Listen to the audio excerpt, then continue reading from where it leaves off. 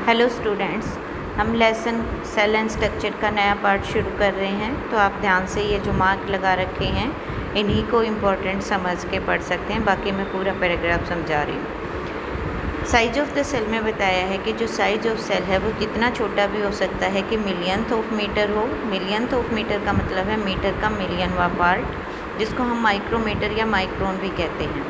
और वो इतना बड़ा भी हो सकता है कि फुल सेंटीमीटर का हो सकता है। लेकिन जो छोटा पार्ट होता है वो माइक्रोस्कोपिक इन साइज होता है। मीन्स हम उनको माइक्रोस्कोप की मदद से ही देख सकते हैं, बिना माइक्रोस्कोप के हम उसको नहीं देख सकते। उसके बाद इन्होंने बताया है कि जो बैक्टीरिया की सेल है उसका साइज होता है 0.1 to 0.5 माइक्रोमीटर, और जो लार्जेस्ट सेल है वो है 170 mm to 130 mm, जो कि ऑस्ट्रिच की सेल है। एक्टिविटी 8.2 में आपको बताया है कि अगर हम किसी हैन के एग को बॉयल करें और उसकी ऊपर वाली सेल को हटा दें तो हम देखेंगे कि एक येलो पार्ट के चारों तरफ वाइट पार्ट होता है। जो वाइट पार्ट है उसको हम एल्ब्यूमिन कहते हैं और जो येलो पार्ट होता है उसको हम यॉक कहते हैं। उसके बाद इन्होंने बताया है कि जो साइज ऑफ सेल है उसका बॉडी ऑफ साइज एनिमल से या size of the body of animal से कोई रिलेशन नहीं है। एग्जाम्पल के लिए अगर हम बात करें कि एनिमल जो एलिफेंट है उसका साइज़ बहुत बड़ा होता है और जो रैट होता है उसका साइज़ बहुत छोटा होता है, लेकिन उनकी जो सेल का जो साइज है वो इससे रिलेट नहीं करता है। हम ये नहीं कह सकते कि जो एनिमल एलिफेंट है उसकी सेल का साइज़ बड़ा होगा, नहीं, उनकी सेल का साइज जो है वो एक जैसा भी हो सकता है और अलग अलग भी हो सकता है। एग्जाम्पल के लिए अगर हम नर्व सेल की बात करें जो एलिफेंट और रैट में होती है, दोनों का साइज़ लगभग बराबर होता है और वो एक ही काम करते हैं, ट्रांसफ़र ऑफ मैसेज। आगे है cell structure and function. You have learn that each living organism has many organs. आपको पता है कि जितने भी मल्टी सेलुलर ऑर्गेनिज्म हैं उसमें बहुत सारे ऑर्गन होते हैं।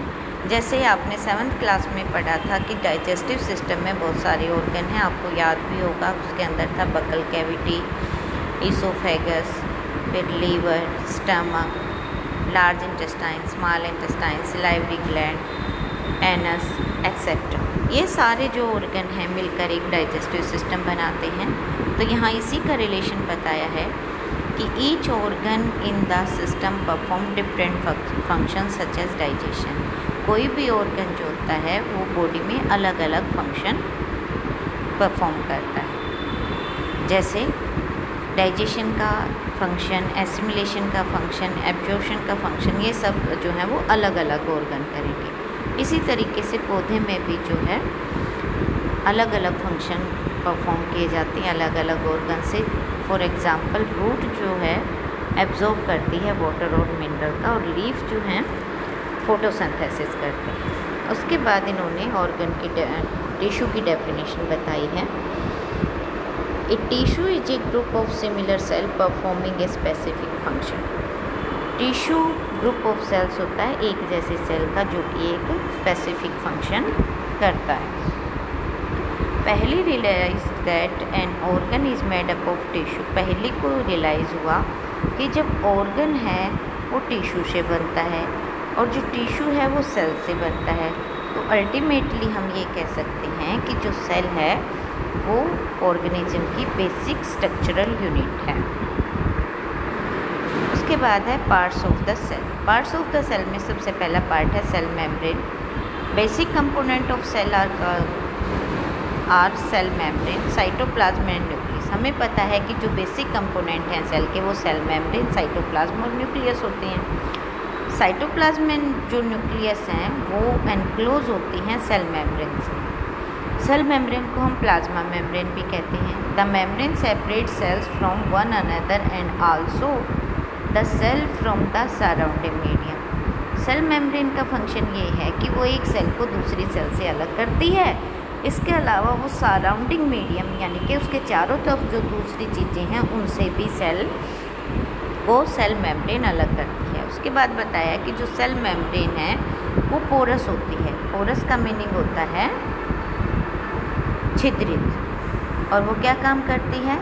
मूवमेंट ऑफ सब्सटेंस और material both inward and outward. जो छेद होते हैं उनमें से मटेरियल्स अंदर और बाहर आते जाते हैं। फिर एक्टिविटी 8.3। एक्टिविटी 8.3 में आपको ओनियन सेल की स्लाइड बनानी सिखा रखी है।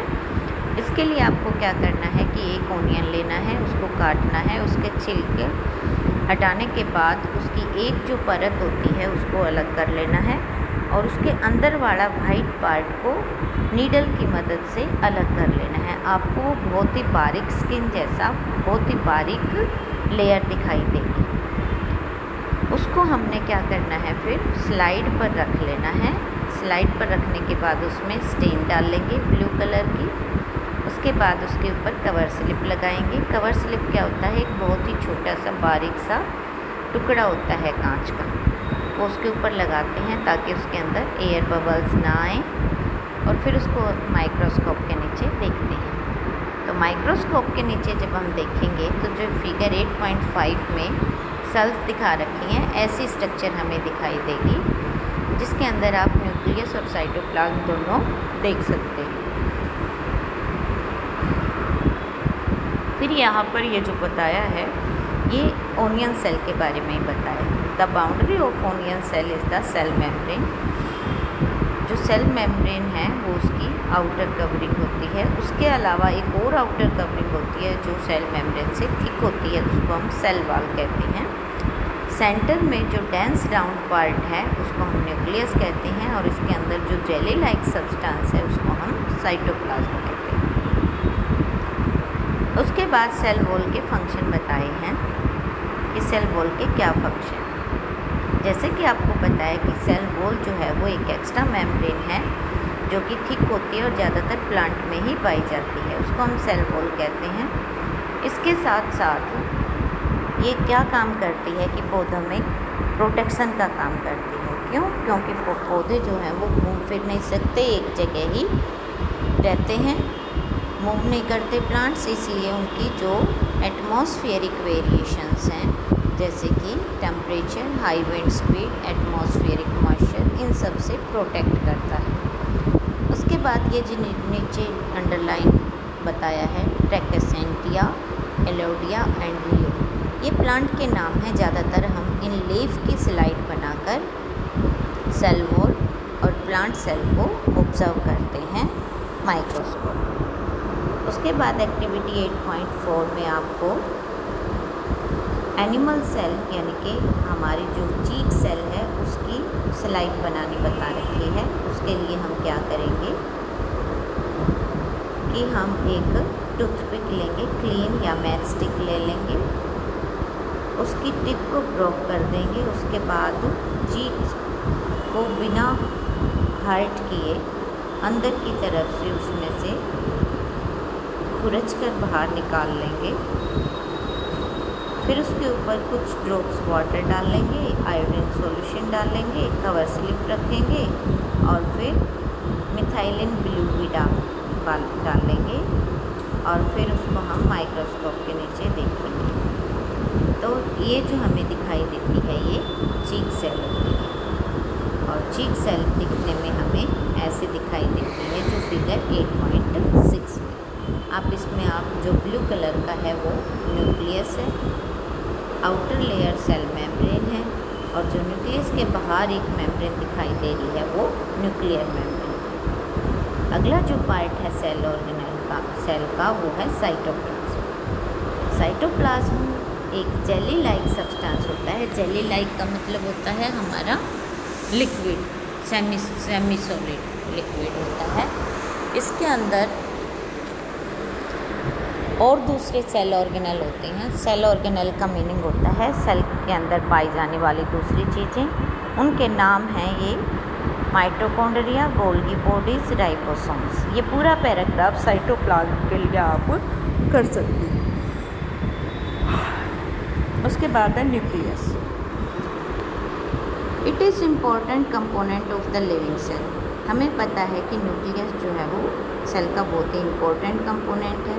ये स्फेरिकल होता है, ज़्यादातर सेंटर में होता है। इसको हम स्टेन करके आसानी से देख सकते हैं माइक्रोस्कोप के नीचे। न्यूक्लियस जो है साइटोप्लाज्म से अलग होता है एक मेम्ब्रेन से, जिसको हम न्यूक्लियर मेम्ब्रेन कहते हैं। और न्यूक्लियर मेम्ब्रेन भी पोरस होती है, यानी कि उसके अंदर भी छेद होते हैं और ये भी मटेरियल लाने और ले जाने का काम करती है। ये काम करती है साइटोप्लाज्म से न्यूक्लियस में और न्यूक्लियस से साइटोप्लाज्म में चीज़ें लाने ले जाने का काम करती है। उसके बाद बताया कि हाई मैग्नीफिकेशन वाले माइक्रोस्कोप के नीचे अगर देखा जाए तो जो न्यूक्लियस है उसके अंदर एक और स्फेरिकल बॉडी होती है, उसको हम न्यूक्लियोलस कहते हैं। न्यूक्लियोलस के साथ साथ न्यूक्लियस में थ्रेड लाइक स्ट्रक्चर होती हैं। उन थ्रेड लाइक स्ट्रक्चर को हम क्रोमोसोम कहते हैं। क्रोमोसोम के ऊपर,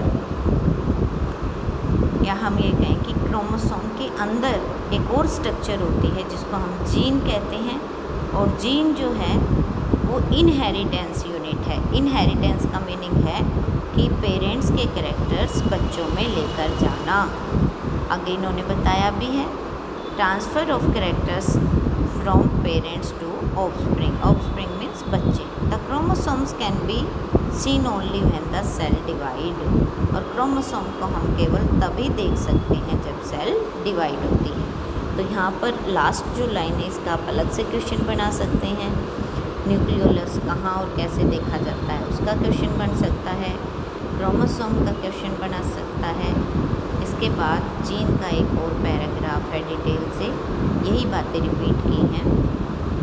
जीन का फंक्शन भी है इसके अंदर। Gene is a unit inheritance of living organism. ये इनहेरिटेंस की यूनिट है। अभी मैंने मीनिंग बताया इनहेरिटेंस का। इनहेरिटेंस का मीनिंग होता है पेरेंट्स के कैरेक्टरिस्टिक्स को बच्चों में पास आउट करना। उसके बाद है it control the transfer of hereditary characters from parents to offspring. This means that your parents pass some of their characteristics on to you. इसका मतलब ये है कि तुम्हारे पेरेंट्स के कुछ गुण तुम में आ जाते हैं। अगर तुम्हारे पापा की आंखें ब्राउन हैं तो हो सकता है कि तुम्हारी आंखें भी ब्राउन हों। अगर मान लो तुम्हारी मम्मी के हेयर कर्ली हैं तो हो सकता है कि तुम्हारे हेयर भी कर्ली हों। कई बार ये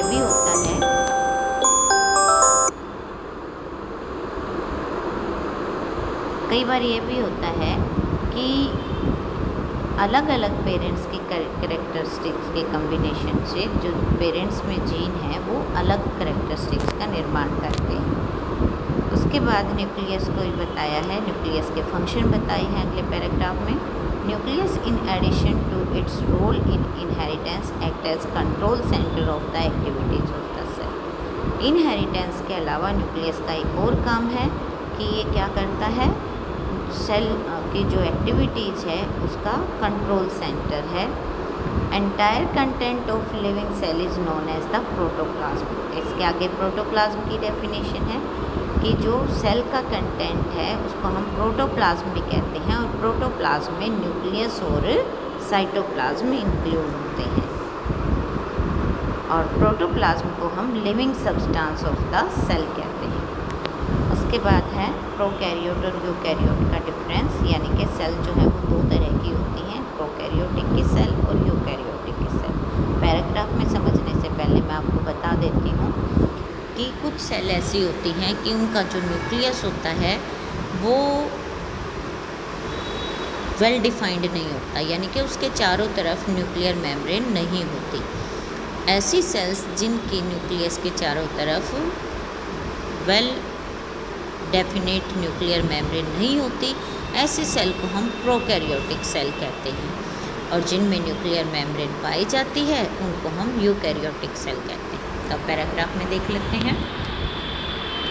the nucleus of the bacterial cell is not well organise like the cell of the multicellular organism. यानी कि ये थोड़ा सा एक्सप्लेन करके बता रहे हैं कि जैसे मल्टीसेलुलर ऑर्गेनिज्म में सेल के चारों तरफ न्यूक्लियस के चारों तरफ न्यूक्लियर मेम्ब्रेन होती है, वैसे ही बैक्टीरियल सेल में ये मेम्ब्रेन नहीं पाई जाती। There is no nuclear membrane the cells having nuclear material without nuclear membrane are termed prokaryotic cell, यानी कि ऐसी सेल्स जिसमें न्यूक्लियर मटेरियल वेल डिफाइंड नहीं है, उसके चारों तरफ न्यूक्लियर मेम्ब्रेन नहीं है, ऐसी सेल को हम प्रोकैरियोटिक सेल कहते हैं। और इसके एग्जाम्पल हैं ब्लू ग्रीन एल्गी और बैक्टीरिया। उसके बाद बताया है कि दूसरी सेल्स जैसे कि ओनियन सेल, चीक सेल, ये एग्जाम्पल हैं हमारे यूकैरियोटिक सेल के। इनमें न्यूक्लियर जो है वो वेल न्यूक्लियर मेम्ब्रेन के साथ डिज़ाइन होता है, ऐसे सेल्स को हम यूकैरियोटिक सेल कहते हैं। इसके बाद मैंने एग्जाम्पल यहाँ एक और भी लिख दिया है ह्यूमन, ये यूकैरियोटिक सेल का एग्जाम्पल है। उसके बाद चैप्टर का लास्ट पार्ट है, जैसे कि आपने ओनियन सेल देखी तो ओनियन सेल में आपको बहुत बड़ा स्पेस दिखाई दिया, इस बड़े स्पेस को हम वैक्यूल कहते हैं। इट कुड बी सिंगल और big as an onion cell, ये बड़ा भी हो सकता है और छोटा भी हो सकता है, जैसे कि ओनियन सेल में बड़ा होता है और दूसरी एनिमल सेल में ये छोटा होता है। उसके बाद हम जब स्लाइड बनाते हैं लीव्स की, तो ये सेल है ट्रैकेसेंटिया लीफ की, जो कि यहाँ पर एक्सप्लेन की गई है प्लांट सेल में। इसके अंदर आप जो ग्रीन पिगमेंट है वो प्लास्टिड कहलाते हैं और ये अलग अलग कलर देते हैं। जो ग्रीन कलर मिलता है वो क्लोरोफिल के कारण मिलता है और ग्रीन कलर के पिगमेंट क्लोरोफिल को क्लोरोप्लास्ट भी कहते हैं। They provide green colour to the leaves, ये लीव्स को ग्रीन कलर प्रोवाइड करते हैं और फोटोसिंथेसिस का काम करते हैं। उसके बाद कंपैरिजन बता रखा है प्लांट सेल का और एनिमल सेल का, तो इसमें यहाँ पर एक ये टेबल बना रखी है। इस टेबल में आपको cell membrane, cell wall, nucleus, nuclear membrane, cytoplasm, plastid और वैक्यूल, ये चीज़ें प्रेजेंट और एब्सेंट दिखानी हैं। तो ये डिफरेंस तीन ही अलग हैं। एक तो रहेगा सेल वॉल का कि प्लांट में प्रेजेंट होती है और एनिमल सेल में एब्सेंट होती है। फिर रहेगा प्लास्टिड का, प्लास्टिड प्लांट सेल में प्रेजेंट होते हैं और एनिमल सेल में एब्सेंट होते हैं। फिर रहेगा वैक्यूल का, वैक्यूल प्लांट सेल में बड़े होते हैं और एनिमल सेल में छोटे होते हैं। ये मैंने आपको मैं दोबारा बता देती हूँ एक बार। ये प्लांट सेल का, ये देखो प्लांट सेल में ये सेल वॉल है, ये मैग्नीफाई करके दिखा रखा है, ये सेल वॉल है, सेल मेम्ब्रेन, फिर उसके बाद ये बड़ा सा वैक्यूल, फिर न्यूक्लियस, ये क्लोरोप्लास्ट ग्रीन कलर के, और ये जो लिक्विड मटेरियल होता है सेल के अंदर दैट इज़ साइटोप्लाज्म। इसी तरीके से एनिमल सेल में भी सारी चीज़ें होती हैं, केवल प्लास्टिड नहीं होते और वैक्यूल छोटे होते हैं। ये जो है ये वैक्यूल वाइट कलर के, ये छोटे हैं।